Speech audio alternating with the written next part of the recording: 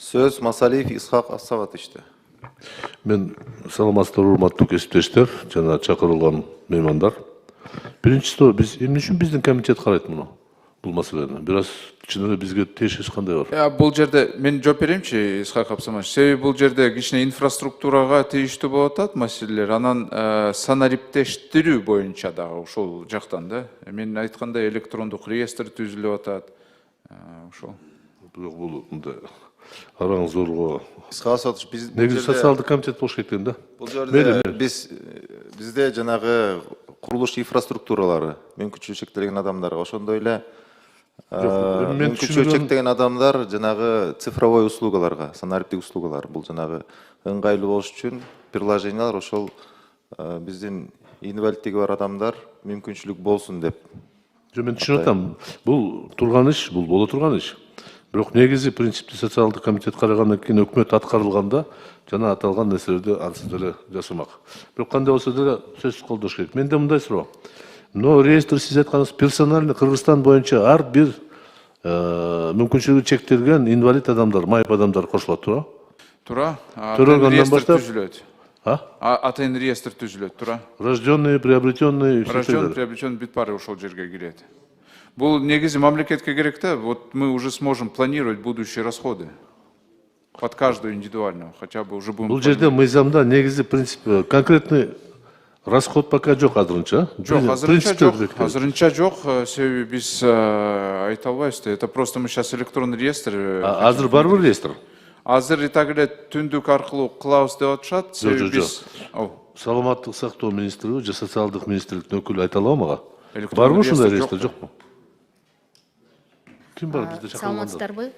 Бүгүнкү күндө эмгек социалдык камсыздоо жана миграция министрлигинин базасында МСЭК комиссияларында база бар. Бул жарандар майыптуулукта алып жатканда алар ошо базага киргизилет. Барган арыз менен кабыл алган учурда ошондо учетко турат, туура? Ооба. А приобретенныйларчы? Трансплантация органов. Бардыгы ошо анткени майыптуулук биз арыздын негизинде берилет. Майыптуулук деген күбөлүк керек болгондо барып текшерүүдөн өтүп, анан кийин күбөлүк алат, туура? Ооба. Ошого ылайыктуу мамлекет бөлгөн акчадан, пособиядан алышат, туура? Ооба. Эми азыр мыйзам боюнча реестр кандай болот, сиздин көз карашыңыз кандай? Ансыз деле бар экен го. Мен жооп беремчи, Исхак Абсаматович.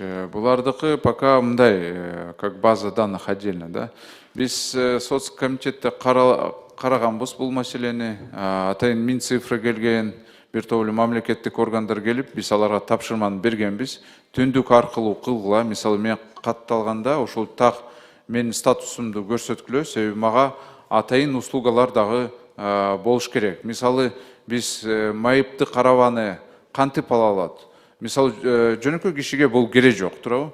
А вот именно ушол кишиде статус ушундай болуп калса, вот у него выйдет эта функция, что он может получить вот этот инвалидный Мен аны коляску. түшүндүм, Дастан Далабаевич, мен башканы айтып атам. Биз тапшырманы бергенбиз, анан түндүктө айтышкан эле биз кыла алабыз, ал проблем жок деп. Кылып атышат азыр. Сиз шашпай туруңуз, мен так каршы эмесмин. Шашпай туруңуз, мен бүтө элекмин суроомду. Мен айтканым, азыр по факту болуп атат, туура? Кайрылганда учет турат. Кайрылбаса учетто жок. Азыр мыйзам кабыл алсак кандай милдеттүү түрдө кыла аласыз муну? Баары бир кайрылыш керек болот адам. Өзү барбаса эч ким үйүнө барбайт да, текшербейт да. Жок, статусту алганда сразу эле кирет ошо реестрге. Кандай статус алганда? Майыптыгы бар болгон. Ушул мамлекеттик органда алат, туура? Тура. МСЭКтен алат. Айтсаңыз, ушу эмгек социалдык министрликтин өкүлүнө майыптарга кайсы оорулар кирет? Мисалы үчүн трансплантация болгон органдар киреби, кирбейби? Боорду, бөйрөктү, жүрөккө операция кылгандар, алар киреби, кирбейби? Алар саламаттык сактоо мекемелеринин, врачтардын баягы берилген диагнозунун негизинде алар бизге атайын МСЭК системасына эгер жолдомо бере турган болсо анда берилет. Жок, мен сизге конкреттүү сөз бердим. Трансплантация, печень алмаштыргандар майыпка киреби, кирбейби? Билбесеңиз, билбейм деп айтсаңыз. Бул мен сураганым, сиздер биле албай калышсыз, бул жер өкүнбөш керек да. Бул жаңы болуп атат, жаңы нерселер. Акыркы 10-15 жылдан бери күчөп баратат, органдарды алмаштырып атат. Жыл сайын жүздөгөн адамдар. Алар мүмкүнчүлүгү чектелген адамдарга киреби же кирбейби? Жок. Жөнөкөй адамга окшоп чуркай албайт, турникке секирбейт, баса албайт, оорубайт. Себеби иммунитет түшүрө турган дары ичип жүрөт. Исхак Абсаматович, жооп жөнөкөй эле бул жерде. МСЭКтен өтсө, майыптуулугун алса, кирет анда. Ошон үчүн мен министрликтен сурап атам, Дастан Далбаевич, сиз шашпаңызчы мен. Сиз биле албайсыз муну. Мына министрликтин өкүлүнөн сурап атпаймынбы? Исхак Абсаматович, бул боюнча эгер ал баягы убактылуу майыптуулук катары эгер өзү каалай турган болсо, эгер ошого баягы көрсөтмөлөрү туура келип аткан болсо, ага берилет.